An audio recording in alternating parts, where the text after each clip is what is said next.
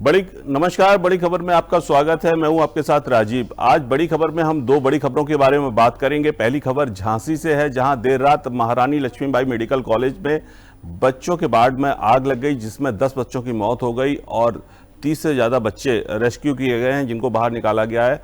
और दूसरी खबर हमारी जो है वो एक्सीडेंट के बारे में है, जहां पर बिजनौर में एक बड़ा हादसा हुआ, सड़क दुर्घटना हुई है, जिसमें 7 लोगों की मौत हो गई है।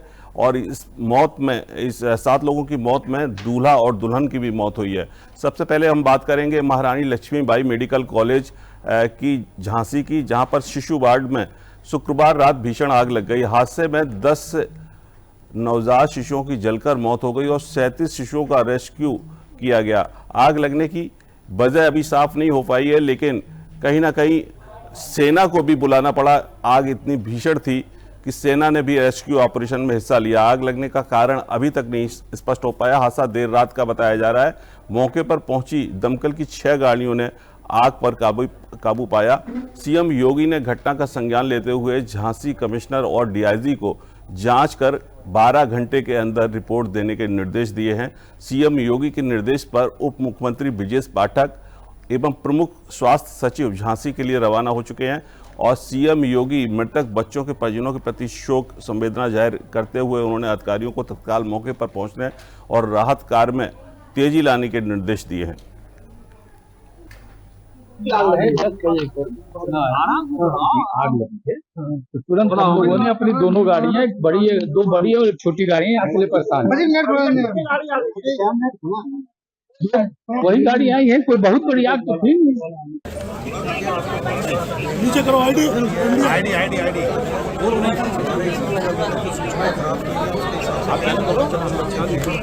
जिसमें से अधिकाधिक बच्चों को बचा लिया गया है। हमारी एक बच्चे जो क्रिटिकली सीरियस होते हैं उनको अंदर सीरियस नहीं है, उनको बाहर। मैं जो वहाँ पे मौके पे जो स्टाफ उपस्थित था मेडिकल कॉलेज के एनआईसीयू में जो स्टाफ उपस्थित था, उसके द्वारा जो प्रथम दृष्टया तथ्य आए हैं, उसमें लगभग 10:30 से 10:45 के बीच में जो एनआईसीयू है उसमें 2 चरण में एनआईसीयू, एक बाहर की यूनिट और एक अंदर की यूनिट।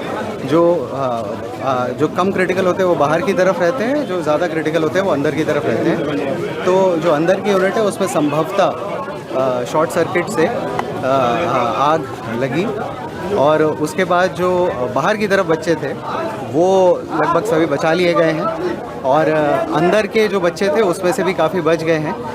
प्रथम दृष्टया अभी 10 बच्चों के मतलब एक्सपायर होने की सूचना प्राप्त हो रही है और बाकी बचाव कार्य जारी है। और पूरा समय रहते जो टीम थी वो लोग पहुंच गई थी, आग की और रेस्क्यू की टीम, और उनके द्वारा सभी लोगों को काफ़ी बच्चों को गंभीर रूप से गए।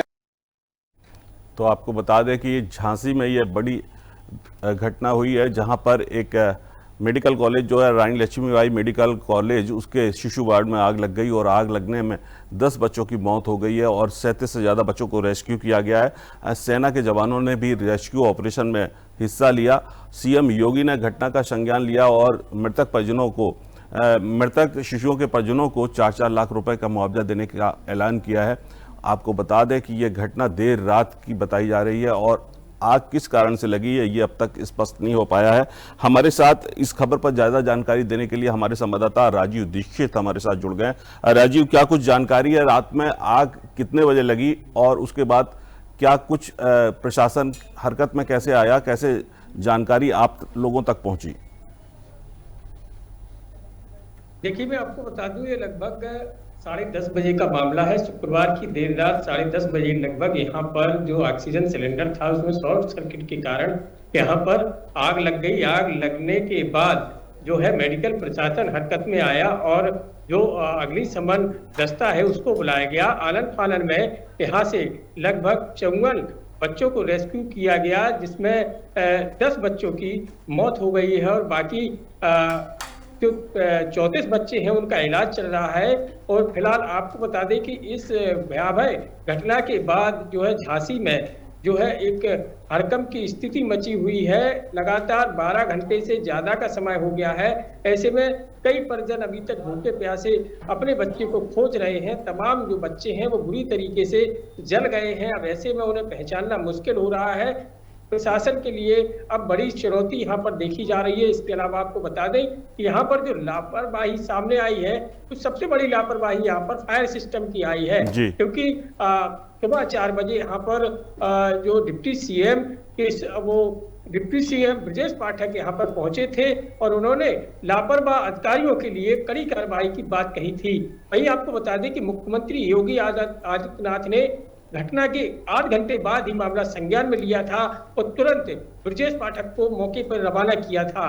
फिलहाल इतनी बड़ी घटना के बाद जिस तरीके से लापरवाही सामने आई है, क्योंकि आपको बता दें कि झांसी एक ऐसा हब है, झांसी पूरा बुंदेलखंड का जो मेडिकल कॉलेज है झांसी का, महारानी लक्ष्मीबाई, वो झांसी यहाँ पूरे सेंटर में पड़ता है। मध्य प्रदेश और उत्तर प्रदेश के तमाम जिलों के जो मरीज हैं यहाँ पर आते हैं और यहाँ इलाज के लिए वो आते हैं और इलाज के लिए झांसी पहले से ही जाना जाता है। तो कहीं ना कहीं जिस तरीके से बच्चों की साथ यह घटना हुई है, अब कहीं ना कहीं जो दावे करती है योगी सरकार कि उनके सरकार में लगातार स्वास्थ्य विभाग में कोई भी कोर कसर नहीं छोड़ी जा रही है, करोड़ों रुपए भेजा जा रहा है।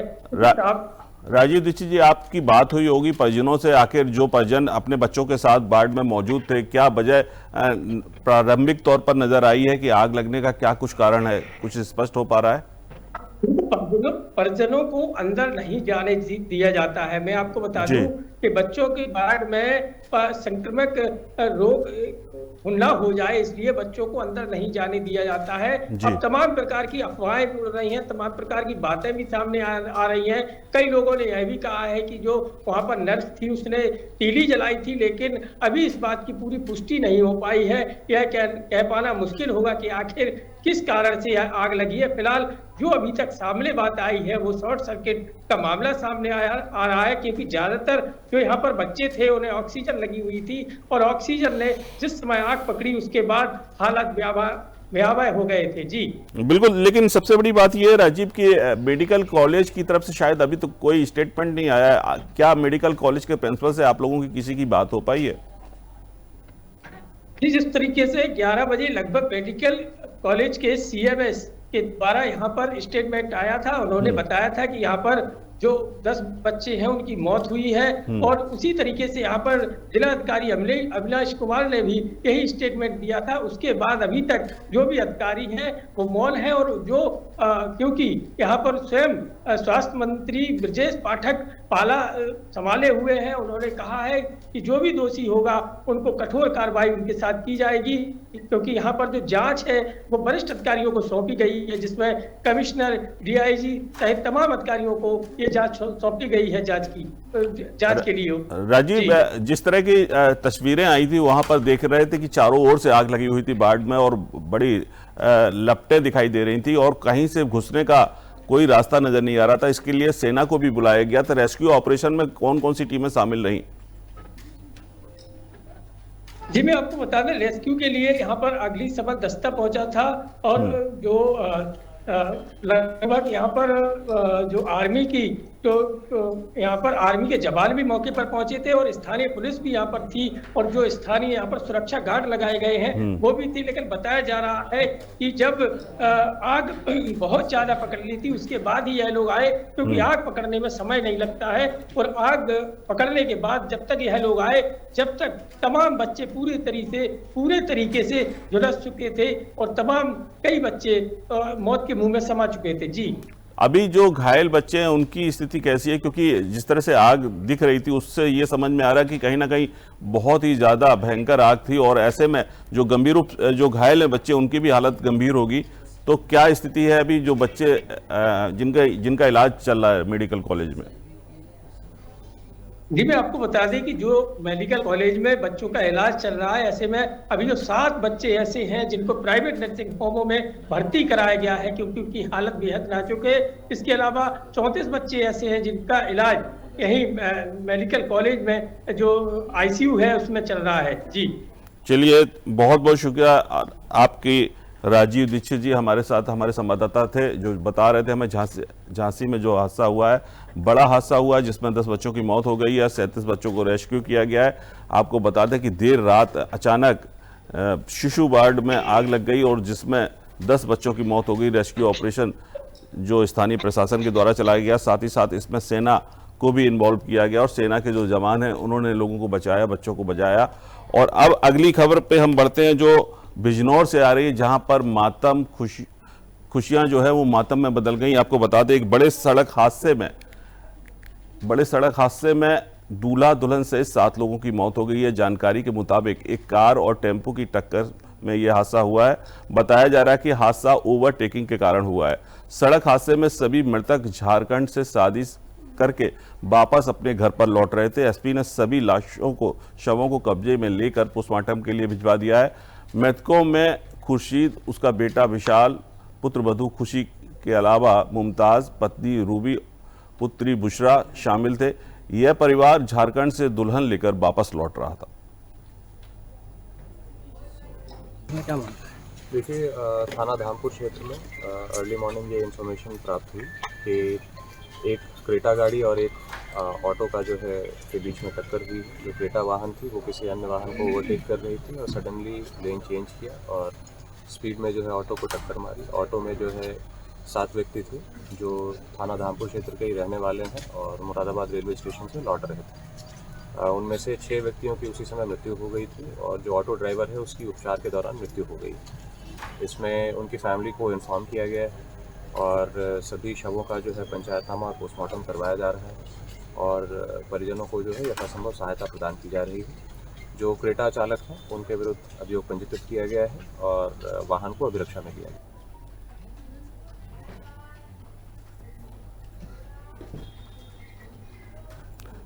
तो आपको बता दें कि ये बड़ा हादसा बिजनौर में हुआ, जहां पर एक परिवार के 7 लोगों की मौत हो गई है। मरने वालों में दूल्हा दुल्हन भी शामिल हैं जो एक शादी कर वापस लौट रहे थे। और इस घटना पर ज़्यादा जानकारी देने के लिए हमारे संवाददाता पुष्पेंद्र शर्मा हमारे साथ जुड़ गए हैं। पुष्पेंद्र, कैसे हुआ हादसा, क्या जानकारी अब तक आपके सामने आई है? बिल्कुल, देखिए राजीव, मैं आपको बताना चाहूँगा ये देर रात का मामला है। करीब 1:30 बजे का ये पूरा हादसा जो घटना हुई है वो पूरे 1:30 बजे की है। आपको बता दें कि झारखंड से ये अपने गांव बिजनौर के धामपुर के लिए आ रहे थे। तभी यहाँ पर जब मुरादाबाद रेलवे स्टेशन पर उतरे थे, वहाँ से इन्होंने एक ऑटो किया। ऑटो में ये परिवार के 7 लोग सवार हुए थे, जिसमें एक बच्चा और दुल्हन और दूल्हा वो भी सवार थे। और अचानक से ये भी कारण बताया जा रहा है कि कोहरे के चलते ये हादसा हुआ है। फिलहाल इस पूरे हादसा घटनाक्रम में 7 लोगों की मौत हुई है, जिसमें दुल्हन और दूल्हा दोनों की मौत हुई है। जी राजीव।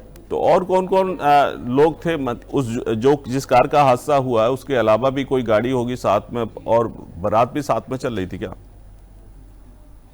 जी देखिए, बिल्कुल परिवार के लोग जो है 7 लोग जो है अलग, सभी लोग जो बाराती जो सारे लोग थे वो अलग अलग डिब्बे में, जो रेलवे जो डिब्बे थे उनमें सवार थे। मगर और दूल्हे के परिवार की अगर बात की जाए तो दूल्हे का जो परिवार था उनमें 7 लोग केवल मौजूद थे जो कि एक डिब्बे में बैठे हुए थे। और वो सारे लोग जब मुरादाबाद रेलवे स्टेशन पर उतरे, वहां से उन्होंने ऑटो लिया और ऑटो करने के बाद वो बिजनौर के गांव धामपुर के लिए अपने लिए जा रहे थे। तभी अचानक से ऑटो चालक और कार की भिड़ंत होती है, जिसमें दूल्हे के परिवार के 7 लोगों की मौत हो जाती है। जी राजीव। पुष्पेंद्र, अभी क्या स्थिति है वहाँ पर?